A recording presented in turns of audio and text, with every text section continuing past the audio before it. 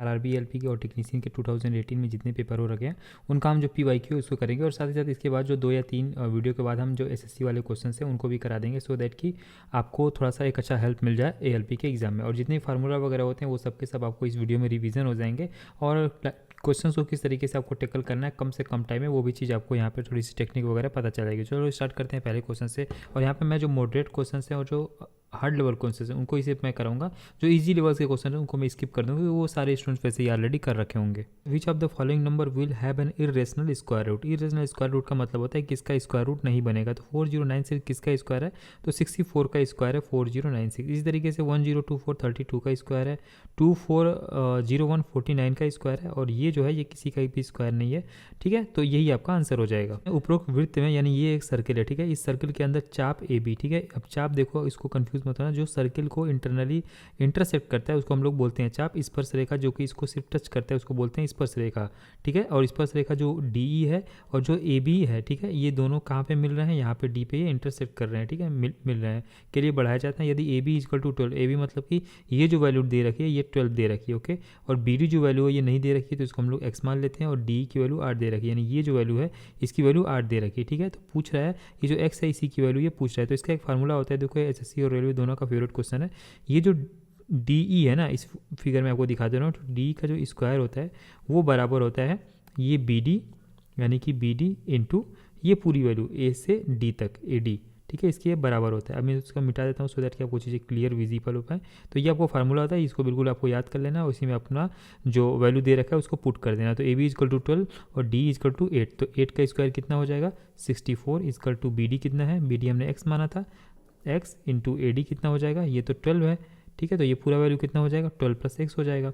अब यहाँ पे देखो ये क्वाड्रेटिक इक्वेशन बनेगा, लेकिन आपको क्वाड्रेटिक इक्वेशन सॉल्व नहीं करना है, क्योंकि एक्स का जब एक्स में मल्टीप्लाई करोगे तो ये एक्स स्क्वायर आएगा, लेकिन आप एक्स स्क्वायर मतलब कि ये क्वाड्रेटिक इक्वेशन बन रहा है। तो जब क्वाड्रेटिक इक्वेशन आप सॉल्व करने जाओगे तो हो सकता है कि ये क्वेश्चन में, ये तो क्वेश्चन छोटा है लेकिन किसी किसी क्वेश्चन हो सकता है कि बड़ा हो, तो आपको टाइम टेकन हो जाएगी। इस वजह से यहाँ पे आप डायरेक्टली ऑप्शन को उठाओ और इसमें पुटअप कर दो एक्स की वैल्यू, तो आपको पता चल जाएगा, ठीक है। इधर 64 आ जाएगा, इसकी वैल्यू जो है वो 64 आ जाएगी, तो समझ लो वही ऑप्शन आपका सेटिस्फाई कर रहा है। लेकिन ये जो ऑप्शन है ये आपका नहीं इसमें आ सकता है, क्योंकि ये अंडर रूट में है ना। अंडर रूट का मतलब है कि इस साइड भी अंडर रूट में कोई वैल्यू होनी चाहिए, और इधर कोई स्क्वायर तो है नहीं। जब स्क्वायर नहीं है तो अंडर रूट वाला जो ऑप्शन है वो ऐसे ही कट हो जाएगा।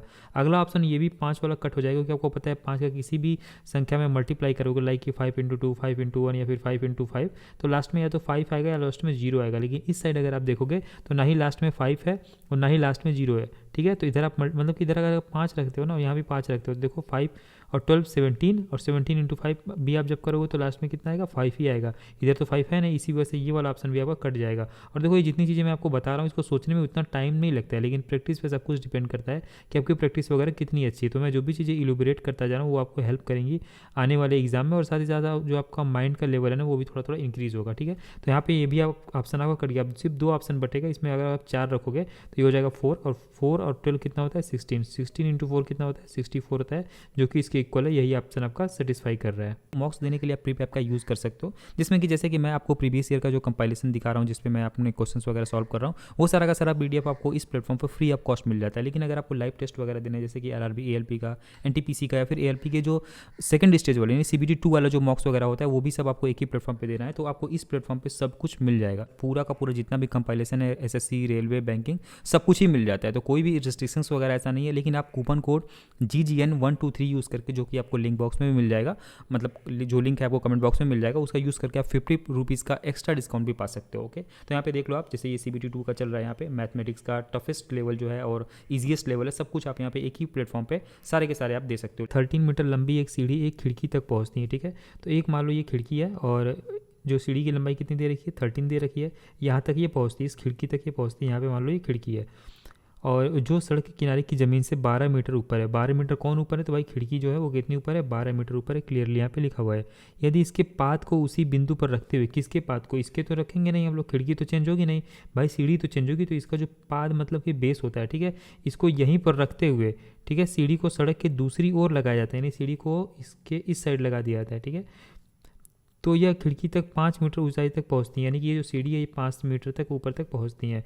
अब आगे क्या पूछ रखा है, सड़क की चौड़ाई को ज्ञात कीजिए। अभी सड़क की चौड़ाई कितनी होगी, ये पूरी की पूरी सड़क की चौड़ाई होगी। देखो यहाँ पे आप अगर आप ट्रिपलेट लगाओगे तो ये 13 है, ये 12 है, तो ये कितना होगा 5 होगा। ट्रिपलेट आपको याद रहना चाहिए, जितने भी ट्रिपलेट्स वगैरह हैं वो सब मैं आपको रिवीजन करा दूंगा 2 या 3 क्लासेस के बाद, सो दैट कि आपको, और ट्रिपलेट्स वगैरह के साथ साथ जितने फार्मूला वगैरह होते हैं ना ट्रायंगल के, या फिर अगर आप एलजेब्रा की बात करो या फिर ज्योमेट्री वगैरह की बात करो, सब कुछ आपको मैं रिवीजन करा दूंगा एग्जाम से पहले होते होते, सब कुछ मैं रिवीजन करा दूंगा। अगर आपको रीजनिंग वगैरह का भी क्लास चाहिए तो आप कमेंट बॉक्स में लिख देना, मैं रीजनिंग वगैरह का भी क्लास करा दूंगा, सो दैट कि आपके जो स्टेटमेंट और कंक्लूजन वाले क्वेश्चन होते हैं वो भी आपसे अच्छे तरीके से सॉल्व हो जाए। ये जो फार्मूला है इसको मैं रिवाइज करा दूंगा, तो इसका भी बहुत ज़्यादा आपको इफेक्ट देखने को मिलेगा आपके एग्जाम में। तो ये 5 है, और ये सीढ़ी तो इधर आएगी तो चेंज हो नहीं जाएगी कि इधर आई तो इधर ये 12 मीटर की हो गई, तो ये 13 है, ये 5 है, तो ये कितना हो जाएगा बेस 12 हो जाएगा ट्रिपलेट के अकॉर्डिंग। तो 5 + 12 कितना हो जाएगा 17 हो जाएगा, और 17 इस क्वेश्चन का आंसर हो जाएगा। अगला जो क्वेश्चन है वो मीन मीडियन मोड का क्वेश्चन दिख रहा है, और मीन मीडियन को जो मोड होता है ये रेलवे का फेवरेट क्वेश्चन है, इससे तो क्वेश्चन आने ही है, हर एक शिफ्ट में एक क्वेश्चन तो आ ही जाता है, तो इसको अच्छे से आप तैयार कर लेना। और यहाँ पूछ रखा है कि यदि बहुलक और माध्यिका के जो बीच अंतर है वो 2 दे रखा है, माध्यिका और माध्य के बीच जो अंतर है वो हमें पता करना है। देखो मीन मीडियन मोड के बीच में ना एक रिलेशनशिप होता है, और उस रिलेशन का एक फार्मूला होता है मीन माइनस, और इसको आप अच्छे से याद कर लेना, mean minus mode is equal to 3 into mean minus median. ठीक है, ये आप अच्छे से याद कर लेना। ये किसी न किसी शिफ्ट में पूछता है, यानी कि 2 से 3 शिफ्ट अगर आपके होते हैं तो किसी न किसी शिफ्ट में 2 से 3 शिफ्ट में ये पूछ ही लेगा। ठीक है, तो mean minus mode equal to 3 mean minus median. अब देखो यहाँ पे दे रखा है कि मोड माइनस मीडियन 2 है, यानी कि मोड माइनस इस क्वेश्चन को अच्छे से आप देख लेना, माइनस मीडियन इक्वल टू 2, ये आपको दे रखा है। ठीक है, अब देखो यहाँ पे हम क्या है ना कि मोड दे रखा है, मीडियन दे रखा है और मीन दे रखा है, इतने सारे वेरिएबल्स आपको दे रखे हैं। तो यहाँ पे आप क्या करो कि एटलीस्ट 2 वेरिएबल को आप सेम टू सेम कर लो। सेम टू सेम मतलब आप एक्स फॉर्म में कर लो, वाई फॉर्म में कर लो, ए फॉर्म में कर लो, सो दैट कि आपको क्वेश्चन लगाने बहुत ही आसानी हो जाए। तो मान लो हम मीडियन को मान लेते हैं कि मीडियन एक्स है। ठीक है, तो हमें मोड भी एक्स फॉर्म में मिल जाएगा, तो मोड कितना हो जाएगा, मोड हो जाएगा 2 + x, यानी कि मीडियन को हम इधर लेके आएंगे ना तो 2 + x हो जाएगा। ठीक है, अगर मीडियन को हम इस साइड लेके आते हैं तो वही हमने लिख दिया मोड इक्वल टू 2 + x, तो हमें मीडियन मिल गया, मीडियन x हो गया और मोड कितना हो गया 2 + x हो गया। अब इसी दोनों वैल्यू को हम इस फार्मूला में सेटअप कर देंगे, बस हमारा आंसर आ जाएगा। ठीक है, तो यहाँ देख लो मीन को मान लो हम m लिख लेते हैं, जस्ट फॉर शॉर्टकट हम m लिख रहे हैं, मीन भी आप लिख सकते हो। मीन माइनस मोड कितना है भाई 2 + x है, 2 + x, इसको हम लोग ब्रैकेट में रखेंगे। ये चीज़ ध्यान रखते जाना कि जब भी किसी भी फार्मूला में या फिर कहीं भी अगर आप लिखते हो और ये जो चीज़ें हैं ना अगर माइनस है या फिर गुणा है तो इसको आप ब्रैकेट में लिखो। अगर 2 चीज़ें एक साथ लिखते हो तो 2 - x लिख रहे हो या फिर 2 + x लिख रहे हो तो इसको आप ब्रैकेट में लिखो। ठीक है, यही गलती होती है और आपका सिंप्लीफिकेशन वाले क्वेश्चन भी इसी वजह से गलत हो जाते हैं। Is equal to 3 into mean को हमने m माना था और माइनस मीडियन को हमने x माना था। यहाँ पे ऊपर ये देखो ये x माना था, बस इसको आपको सॉल्व कर देना। ठीक है, तो ये हो जाएगा आपका m - 2 - x is equal to 3m - 3x। Okay, अब हम इस m को इधर लेके आएंगे तो ये हो जाएगा 2m is equal to -2 - x plus 3x। Okay, तो -2 + 2x is equal to 2m। आपको पता है कि अगर सब में कॉमन चीज़ है तो उसको हम लोग कट कर लेते हैं, तो -1 + x is equal to m। तो m की वैल्यू कितनी हो जाएगी, यानी मीन की वैल्यू हमारी हो गई इतनी। अब पूछा क्या था यहाँ पे, मीडियन और मीन का डिफरेंस क्या होगा। मीडियन कितना था हमारा, मीडियन x था, आपको पता है मीडियन कितना था, यहाँ पे देखो आप मीडियन x था, तो x माइनस मीन पूछा है, मीन कितना है -1 + x, बस इसको आपको सॉल्व करना है। तो x + 1 - x हो जाएगा, क्योंकि ये x ये माइनस माइनस प्लस होगा जो कि हमने यहाँ पे लिख दिया, और ये माइनस प्लस माइनस होगा तो जो कि मैंने यहाँ पे लिख लिया।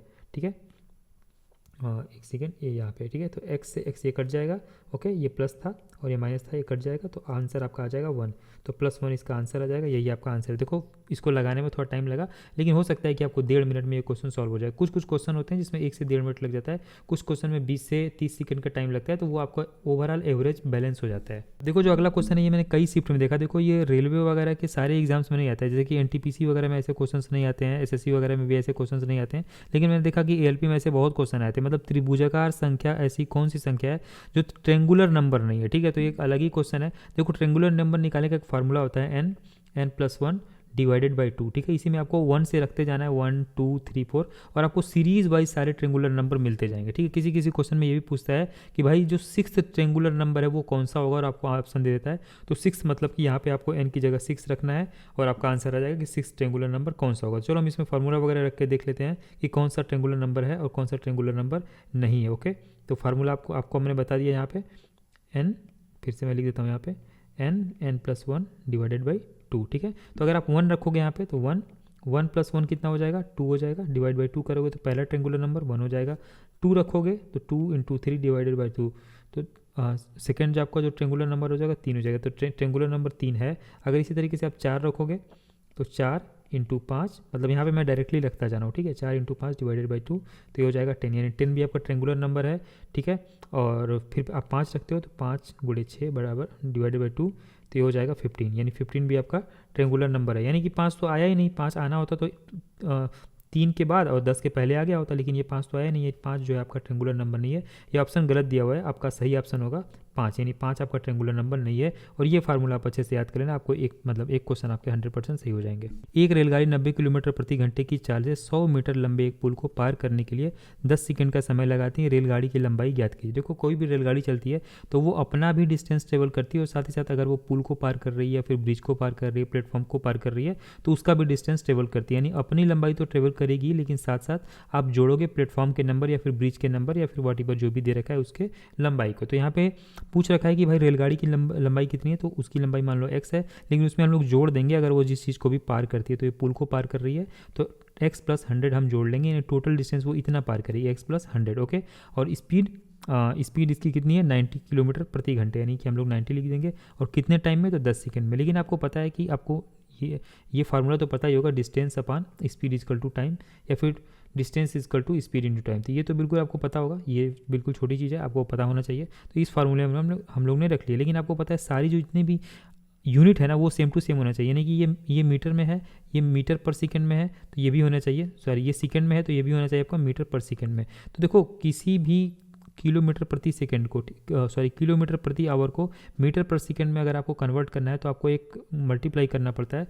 लाइक कि ये 90 है, ठीक है, 90 ये किलोमीटर प्रति घंटा है, पर आवर है, ठीक है। इसको आपको मीटर पर सेकंड कन्वर्ट करना है, तो सिंपली आपको 5/18 से मल्टीप्लाई करना है। अगर आपको ये याद नहीं होता है, कभी कभी कंफ्यूजन होता है कि 18/5 से करना है कि 5/18 से करना है, ठीक है, तो आपको बस ये याद रखना है कि अगर इस नंबर को छोटे में करना है, यानी कि आवर से मीटर सेकंड में करना है, तो ऊपर वाला जो नंबर है वो छोटा होना चाहिए, ठीक है। लेकिन अगर आपको ये मीटर पर सेकंड है मान लो, और इसको आवर पर किलोमीटर पर आवर में चेंज करना है, तो इसमें आपको पहले ऊपर बड़ा वाला नंबर और नीचे छोटा वाला नंबर लिखना चाहिए। तो ये होता है थोड़ा सा, मतलब एक ट्रिक है, आप इसको अच्छे तरीके से याद कर सकते हो। मुझे भी काफ़ी कन्फ्यूजन होता था।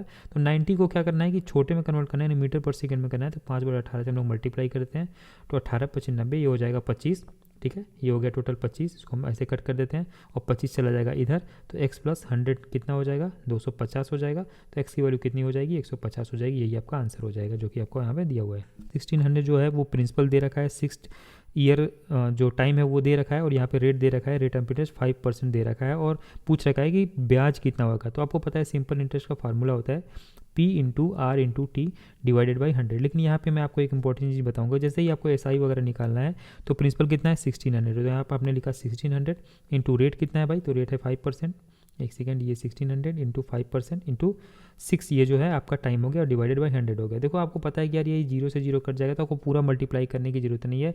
आपको सिंपली ये चीज़ पहले ही माइंड में आ जाना चाहिए कि 6 × 5 करेंगे तो आपका 3 यूनिट डिजिट आएगा, और 3 × 16 करेंगे तो 48 आएगा। आगे 4 0 आता है, 10 0 आता है, उससे आपको कोई मतलब नहीं है। आपको बस एक ही ऑप्शन दिख रहा होगा, 48 तो एक ही है, बस यही मेरा आपका आंसर हो जाएगा। तो कोई भी क्वेश्चन अगर इस तरीके का आता है तो अगर आपको ऑप्शन एक बार देख लो, ऑप्शन पे एक बार नज़र दौड़ा लो, 1 से 2 सेकंड लगेगा ऑप्शन पे नज़र दौड़ाने में।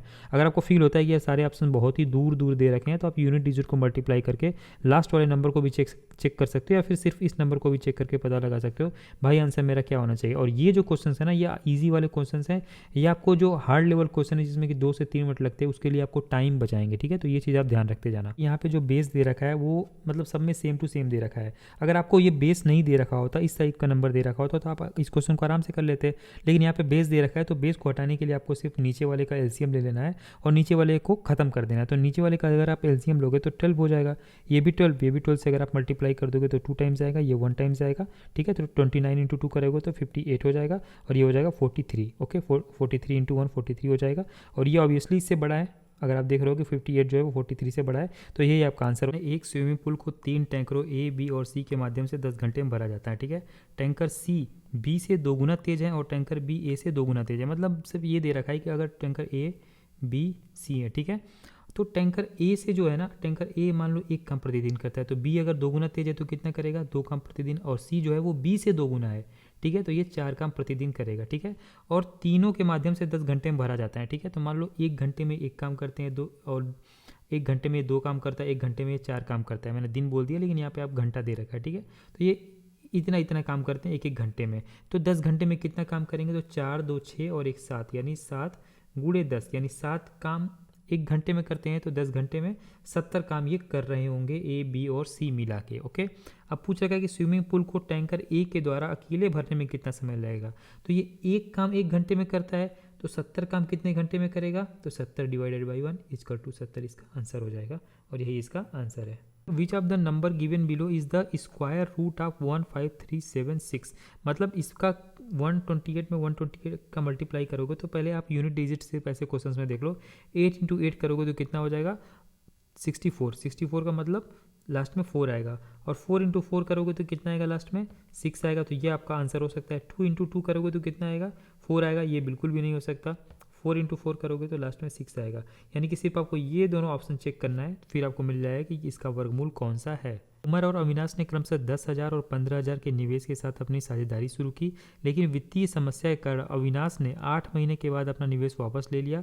पहले 12 मास का लाभ दोनों में किस अनुपात में बांटा जाना चाहिए। देखो, जो एक बंदा है ना, वो 12 महीने में से 8 महीने के लिए ही पैसा लगाया था, और जो दूसरा बंदा है वो कुछ दे नहीं रखा है। इसका मतलब है कि वो 12 महीने में 12 महीने के लिए पूरा का पूरा अपना पैसा लगाया था, और एक ने 8 महीने के लिए लगाया था। अब यहाँ पे हम लिख लेते हैं यू फॉर उमर और ए फॉर अविनाश, लेकिन आपको फार्मूला एक अच्छे से याद होना चाहिए, P equal to I into T. बस ये फार्मूला आप अपने दिमाग में अच्छे से याद रखना, और इसी पे सब कुछ बैठा देना ना। रेलवे में इतने टफ क्वेश्चन नहीं आते हैं कि आपको पार्टनरशिप क्वेश्चन में टाइम टेकन क्वेश्चन हो। तो P का मतलब होता है प्रॉफिट, ठीक है, और I का मतलब होता है इन्वेस्टमेंट, और T का मतलब होता है टाइम, ठीक है। यानी जो प्रॉफिट होता है वो इन्वेस्टमेंट इनटू टाइम के बराबर होता है, ठीक है। बस इतना आपको याद रखना है, P equal to I T. तो यहाँ पे जो U है, U का मतलब क्या है, उमर। उमर ने कितना पैसा लगाया था, 10,000 लगाया था, तो हम लिख लेते हैं 10,000। ये क्या है, आपका इन्वेस्टमेंट है, ठीक है। इन्वेस्टमेंट इनटू टाइम होता है, कितने टाइम के लिए लगाया था, लेकिन वित्तीय समस्या के कारण ये 8 महीने बाद निकला था, तो ये कितने टाइम के लिए लगाया था, ये 12 महीने के लिए पूरा का पूरा लगाया था।